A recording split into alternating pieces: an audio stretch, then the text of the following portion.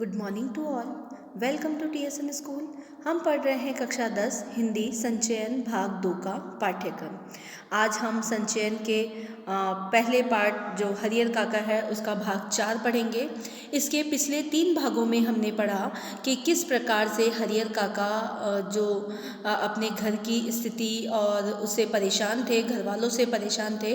वह अपने घर की बात को किसी को बताना भी नहीं चाह रहे थे, लेकिन जो उनके घर में जो महिलाएं थी वह हरियर काका के साथ बहुत बुरा व्यवहार कर रही थी, उन्हें खाना भी रूखा सूखा परोस रही थी। उससे परेशान होकर हरियर काका ने आज जो बात कही उससे सभी लोग हक्के बक्के रह गए कि हरियर काका ने इतनी बड़ी बात कैसे कह दी। यहाँ तक हमने पढ़ लिया था कि हरियर काका ने कहा कि क्या तुम मुझे मुफ्त में नहीं खिलाती हो, मेरे जो हिस्से की पैदावार है ना वो इसी घर में आती है और उससे अगर मैं 2-4 नौकर भी रख लूँ तो आराम से खाऊं। मैं अनाथ और बेसहारा नहीं हूँ और तुम सब जो हो मेरे धन पर मौज कर रहे हो। यहाँ तक हमने पढ़ लिया था। इसके बाद देखते हैं हरियर काका जिस वक्त ये सब बोल रहे थे उस वक्त ठाकुर बाड़ी के पुजारी जी उनके दलान में विराजमान थे। वार्षिक हुमाद के लिए वे घी और शकील लेने आए थे।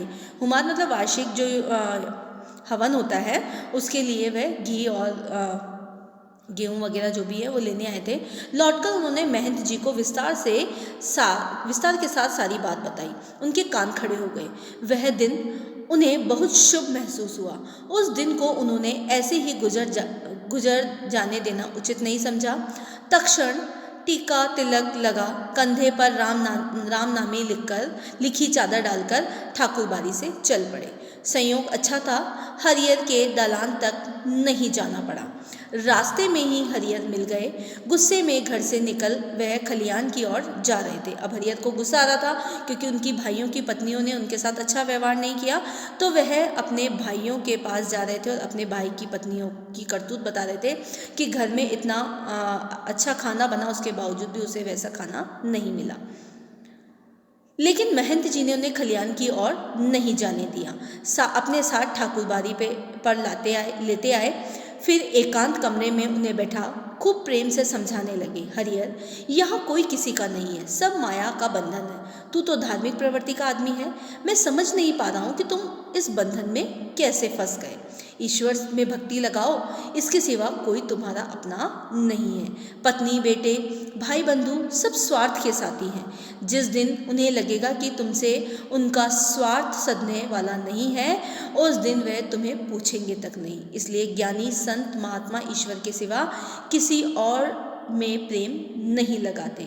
तुम्हारे हिस्से के 15 बीघे खेत हैं, उसी के चलते तुम्हारे भाई के परिवार तुम्हें पकड़े हुए हैं। तुम एक दिन कहकर तो देख लो कि यह खेत उन्हें ना देकर दूसरों को लिख दोगे, वह तुमसे बोलना बंद कर देंगे, खून का रिश्ता खत्म हो जाएगा। अब जो महंत जी हैं वो हरियर को समझा रहे हैं कि तुम अगर ये कह दो कि मैं अपनी ज़मीन तुम्हारे नाम ना लिखकर किसी और के नाम लिख रहा हूँ तो वह लोग तुम्हें क्या करेंगे, तुम्हारे साथ खून का रिश्ता भी खत्म कर देंगे। तुम्हारे भले के लिए मैं बहुत दिनों से सोच रहा था लेकिन संकोचवश नहीं कह रहा था। आज कह देता हूँ, तुम अपने हिस्से के खेत ठाकुर जी के नाम लिख दो, सीधे बैकुंठ को प्राप्त करोगे। तीनों लोक में तुम्हारी कीर्ति जगमगा उठेगी। जब तक सूरज चांद रहेंगे तब तक लोग तुम्हें याद करेंगे। ठाकुर जी के नाम पर जमीन लिख देना तुम्हारे जीवन का महादान होगा। साधु संत तुम्हारे पांव पखारेंगे, सभी तुम्हारा यशोगान करेंगे। तुम्हारा यह जीवन सार्थक हो जाएगा और अपनी शेष जिंदगी तुम इसी ठाकुर बाड़ी में गुजारना। तुम्हें किसी चीज़ की कोई कमी नहीं होगी। एक मांगोगे तो 4 हाजिर हो जाएगी। हम तुम्हें सिर आंखों पर उठा कर रखेंगे। ठाकुर जी के साथ साथ तुम्हारी भी आरती लगाएंगे। भाई का परिवार तुम्हारे लिए कुछ नहीं करेगा। पता नहीं पूर्व जन्म में तुमने कौन सा पाप किया था कि तुम्हारी दोनों पत्नियां अकाल मृत्यु को प्राप्त हो गई और तुमने औलाद का मुंह तक नहीं देखा। अब ये सारी बात जो है वो महंत जी ठाकुर हरियर काका को बता रहे हैं कि उन्हें समझाने का प्रयास कर रहे हैं कि अगर तुम ये ज़मीन ठाकुर जी के नाम लिख दो तो तुम्हारे सारे पाप धुल जाएंगे और लोग तुम्हें युगों युगों तक पूजेंगे। और अगर तुम अपनी परिवार को ये ज़मीन लिख देते हो तो तुम्हारे परिवार के लोग तुम्हें पूछने तक भी नहीं आएंगे। अपना यह जन्म तुम अकारत न जाने दो। ईश्वर को एक भर दोगे तो 10 भर पाओगे। मैं अपने लिए तो तुमसे कुछ मांग नहीं रहा हूँ, तुम्हारा यह लोक और परलोक दोनों बन जाएंगे। इसकी राह मैं तुम्हें बता रहा हूँ, मैं तो तुम्हें बता रहा हूँ, तुम इस जीवन में कोई अच्छा कार्य कर दो। हरिहर देर तक महंत जी की बातें सुनते रहे। महंत जी की बातें उनके मन में बैठती जा रही थी। ठीक ही तो कह रहे हैं महंत जी, कौन किसका है? 15 बीघा खेत की फसल भाइयों के परिवार को देता हूँ, तब तो कोई पूछता ही नहीं। अगर कुछ ना दे तब क्या हाल होगी, तब क्या हालत होगी? उनके जीवन में तो यह स्थिति है, मरने के बाद कौन उन्हें याद रखेगा? सीधे सीधे उनके खेत हड़प जाएंगे। ठाकुर जी के नाम लिख देंगे तो पुश्तों तक लोग उन्हें याद करेंगे। अब तक के जीवन में तो ईश्वर के लिए उन्होंने कुछ नहीं किया, अंतिम समय में ये बड़ा पुण्य कमा ले। लेकिन ये सोचते हुए भी हरिहर काका का मुंह नहीं खुल रहा था।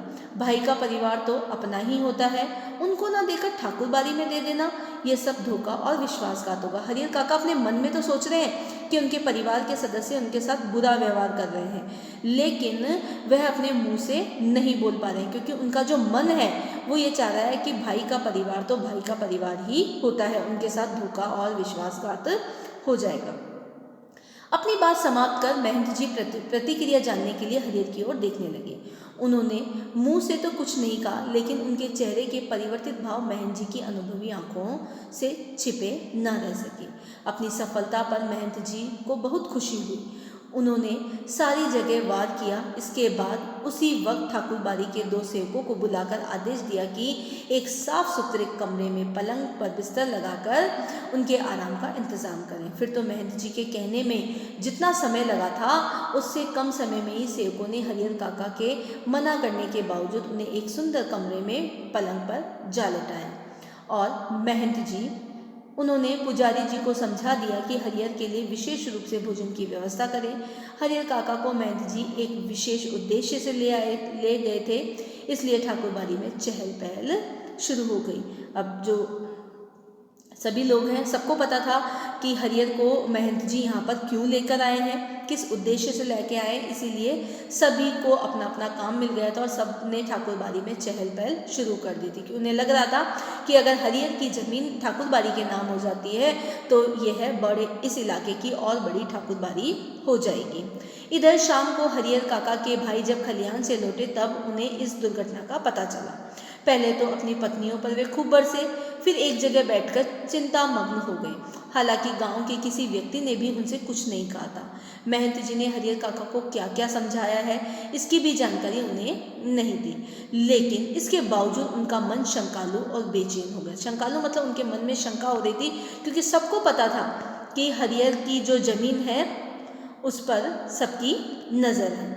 दरअसल बहुत सारी बातें ऐसी होती है जिसकी जानकारी बिना बताए लोगों को मिल जाती है। शाम गहराते गहराते हरिहर काका के तीनों भाई ठाकुर बारी पहुँचे। उन्होंने हरिहर काका को वापस घर चलने के लिए कहा। इससे पहले कि हरिहर काका कुछ कहते, महंत जी बीच में आ गए। आज हरिहर को यहीं रहने दो, बीमारी से उठा है, उसका मन अशांत है, ईश्वर के दरबार में रहेगा तो शांति मिलेगी। लेकिन उनके भाई उन्हें घर ले चलने के लिए जिद करने लगे।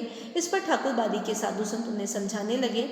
वहाँ उपस्थित गांव के लोगों ने भी उन्हें कहा कि एक रात ठाकुर बारी में रह जाएंगे तो क्या हो जाएगा। अंततः भाइयों को निराश ही वहाँ से लौटना पड़ा। रात में हरिहर काका को भोग लगाने के लिए जो मिष्ठान और व्यंजन मिले वैसे उन्होंने कभी नहीं खाए थे। घी टपकते मालपुए, रस बुनिए लड्डू, छेने की तरकारी, दही, खीर, ये सब हरिहर काका के सामने परोसा गया। पुजारी जी ने स्वयं अपने हाथों से खाना परोसा था। पास में बैठे महंत जी धर्म चर्चा से मन में शांति पहुंचा रहे थे। एक ही रात में ठाकुर बारी में जो सुख शांति और संतोष पाया वह अपने अब तक के जीवन में उन्होंने नहीं पाया। हरिहर काका को जो सुख शांति आज की रात ठाकुर बारी में मिली वैसी उन्होंने अपने जीवन काल में कभी नहीं पाई। इधर तीनों भाई रात भर सो नहीं सके। भावी आशंका उनके मन में मथती रही। 15 बीघा खेत, इस गांव की उपजाऊ जमीन, 2 लाख से अधिक की संपत्ति अगर हाथ से निकल गई तो फिर कहीं के नहीं रहेंगे। सुबह तड़के ही तीनों भाई पुनः ठाकुरबाड़ी पहुँचे। हरियर काका के पांव पकड़कर रोने लगे। अपनी पत्नियों की गलती के लिए माफ़ी मांगी और उन्हें दंड देने की बात कही। चाहती खून के रिश्ते की माया फैलाई। हरियर काका का दिल पसीज गया। वह पुनः वापस घर लौट आए। उन्हें लगा कि अच्छा ठीक है, मेरे भाई जो है उन्हें अपनी गलती का एहसास हो गया। लेकिन यह क्या, इस बार अपने घर में जो बदलाव उन्होंने लक्ष्य किया उसने उन्हें सुखद आश्चर्य में डाल दिया। घर के छोटे बड़े सब उन्हें सिर आंखों पर उठाने को तैयार। भाइयों की पत्नियों ने उनके पैर पर माथा रख गलती के लिए क्षमा याचना की। फिर उनकी आवभगत और जो खातिर शुरू हुई वैसी खातिर किसी के यहाँ मेहमान आने पर भी नहीं होती होगी। उनकी रुचि इच्छा के मुताबिक 2 जून खाना नाश्ता तैयार। 5 महिलाएं उनकी सेवा में मुस्तैद। 3 भाइयों की पत्नियां और 2 उनकी बहुएं। हरियर काका आराम से रेलान में पड़े रहते हैं। जिस किसी चीज़ की इच्छा होती आवाज़ लगाते ही हाजिर। वह समझ गए थे कि यह सब महंत जी के चलते ही हो रहा है, इसलिए महंत जी के प्रति उनके मन में आदर और श्रद्धा के भाव निरंतर बढ़ते ही जा रहे थे। अब उन्हें लग रहा था कि ये जो महंत जी हैं वही के कारण ही मेरे परिवार के लोगों की यह स्थिति हुई है, इसी कारण वह मेरी अच्छी खातिरदारी कर रहे हैं।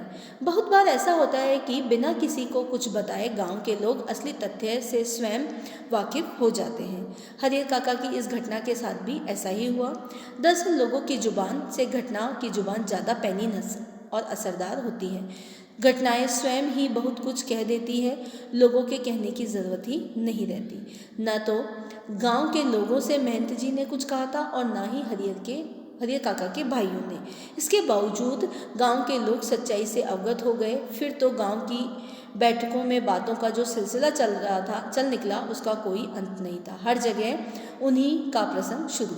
कुछ लोग कहते कि हरियर को अपनी ज़मीन ठाकुर जी के नाम लिख देनी चाहिए, इससे उत्तम और कुछ नहीं, इससे कीर्ति भी अचल बनी रहती है। इसके विपरीत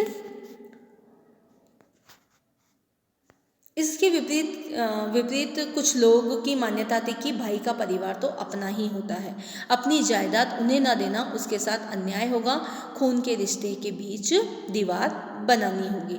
अब क्या कह रहे हैं कि जो गांव के लोग थे उनके 2 पक्ष बन गए थे। दोनों पक्ष अलग अलग बातें कर रहे थे। एक चाहता था कि ठाकुरबाड़ी, कुछ ऐसे चटोरे पेटू लोग थे जो ठाकुरबाड़ी में ही रहते थे, है ना, और वहीं पर पूजा प्रसाद खाकर अपना जीवन व्यतीत करते। तो उनको लग रहा था कि अगर ठाकुरबाड़ी में ये ज़मीन आ जाए, ये उपजाऊ ज़मीन अगर ठाकुरबाड़ी में आ जाए तो उनका भी भरण पोषण होता रहेगा। और दूसरे गांव के जो लोग थे वो चाहते थे कि भाई का परिवार तो अपना परिवार ही होता है, उन्हें अपनी जायदाद किसी और को नहीं देनी चाहिए, इससे उनके परिवार के साथ अन्याय होगा और खून के रिश्ते में भी दीवार बन जाएगी। तो ये सारी बातें जो हैं वो गांव में भी होने लगी, जबकि हरियर के भाइयों ने ना ही महंत जी ने गांव वालों को कोई बात बताई। उसके बावजूद भी ये सारी बातें वहाँ पर हो रही थी। धन्यवाद।